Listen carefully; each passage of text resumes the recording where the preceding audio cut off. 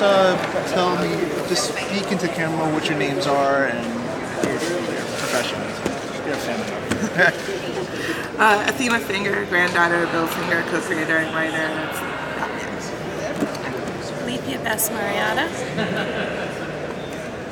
attorney. And my sister. Yes. All right, so I'll start off. So like I said, with you, Athena, I mean, this must have been a really incredible emotional journey to finally kind of get to this point where your your grandfather, My grandfather, is finally kind of getting the respect that he deserves, and rightfully so. I guess what was that kind of moment when this film finally wrapped up and it finally had that opportunity to kind of be shown to the world? What was your emotion at that point? Wow. The whole thing's been pretty much a roller coaster for me emotionally. I was really excited to get Bill's story out there finally. Not only his story, but also the process that we went through to get him the credit. But again, so brought up a lot of old emotions around family stuff. But I mean, that's like most things in anybody's life. Something's gonna, create all kinds of emotions. But really, I'm really happy with the way the film came out. Super excited for people to see it and see how they receive it. And I want to jump into you, like I said, because someone just, I don't know if you're like sitting in your office and like, oh wow, this case kind of gets thrown at you out of nowhere. It's like, wow, like I don't think you ever get a big case like this where it's like, what do I do, or how do I guess go and defend or try to get the royalties of a famous creator that made Batman and has it. So I mean, what was your kind of emotion like when you kind of received that case and you decided to take that on? Well, keep in mind that we are sisters, and so having been, I grew up with this as well, and we just at one point we saw an opportunity to try to start the conversation with Warner Brothers again. And this is the type of case that could completely overwhelm and bankrupt anyone. So we decided to just be very persistent, very focused, and I had mentioned, that we really bootstrapped it. We really went out and found the resources that were available to us to right a wrong. I mean, this was the worst kept secret in comic book history. And, after Mark wrote the book, I could call people up, just cold call them and explain what I needed from them, and then send them the book if they didn't, believe me.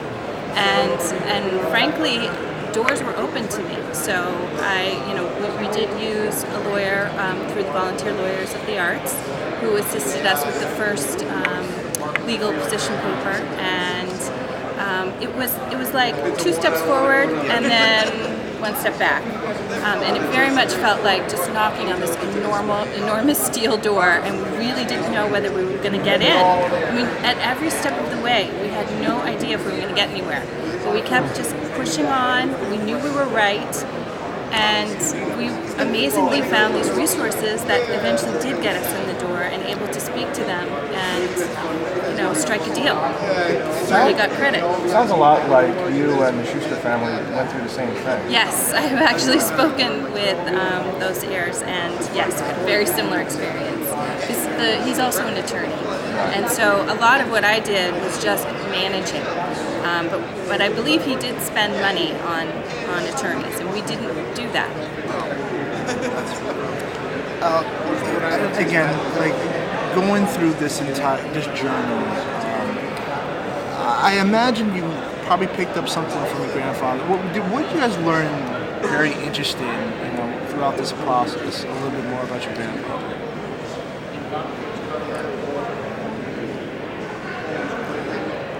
Well, I mean, I've heard so many different things about how Bill should have fought more for himself, but Bill was an artist, and that's what he cared about, was his writing. That's what he wanted to do. Of course he wanted to be recognized for what he was doing and what he did. I just think that he was a humble man, and that he really just was consumed by his writing. I don't think it was anything else but that. I mean, of course, he was upset about the situation later on. He talked about it. But again, the discouraging fighting a big corporation was always there. Yeah, and I don't think it's fair to expect such talented artists to have all the skills necessary to deal with the companies. Also in the 50s and 60s, I think he might have been intimidated because back then they could crush you. Yeah. And he wanted to work. And he didn't want to lose the little bit of creativity outlet that he had, that he was making money from. It might not have been a lot of money, but it's his passion, right? His joy. Did he have the same issues with his other characters, like Green Lantern and stuff like that, or was it just Batman? It was just Batman. Oh, do you mean in getting the credit? Official credit? Yeah, and also royalties. Maybe not, but even just credit. Well, I mean, he didn't really get credit for Green Lantern. Well, the Green Lantern that you see now is not the Green Lantern that he created. Yeah. It's a different character altogether. But Alan Scott is still right, but he's noted as being the co-creator of the Green Lantern. Wow, that's and of his other character, Wildcat. The Wildcat, we don't really. He's very prolific. Yeah, so kind of almost like Jack Kirby, because Jack Kirby was in the same exact realm. Yeah. He created all these amazing characters. To take it back a little bit, what's your greatest family moment with your grandfather? I never met my grandfather. He passed away before I was born, so I don't have any memories with him, unfortunately. No, it was more just family. I wouldn't call it a tragedy, but it was just part of our family history. Legacy? That I guess where we knew of the story, we knew it was true. We had seen some documents that your father had, right, and some of his work.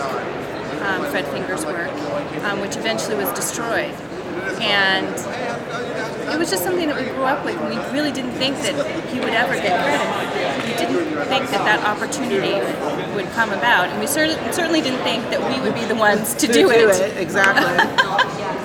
So how do you feel now, having gone through this and, being at this place where now, you've got this documentary, you've got the credit coming back to Bill finally? I feel a bit more empowered.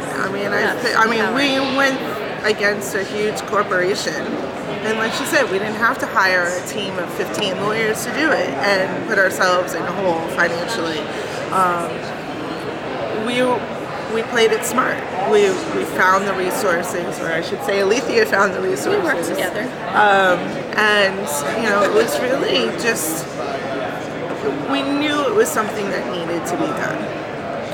And to go again, in the documentary, like I said, Mark was the one who reached out to you. What was like getting that call again? I instantly cried. Again, I hadn't thought about the issue in about 15 years before he had called me. So when he did call me, it was basically a month of my husband having to say, it's okay. While I'm like, it's not okay. But once I got past that, and I got to talk to Mark more and talk to other people who were passionate about Bill's story and things like that, it made me come out and want to pursue it. I need to be pushed, but it was more saying that there's support out there for you. Where before I was alone. You guys, I'm so sorry, I gotta break them. Are you gonna listen right over here? Sorry. Thank you very much. Great talking to you.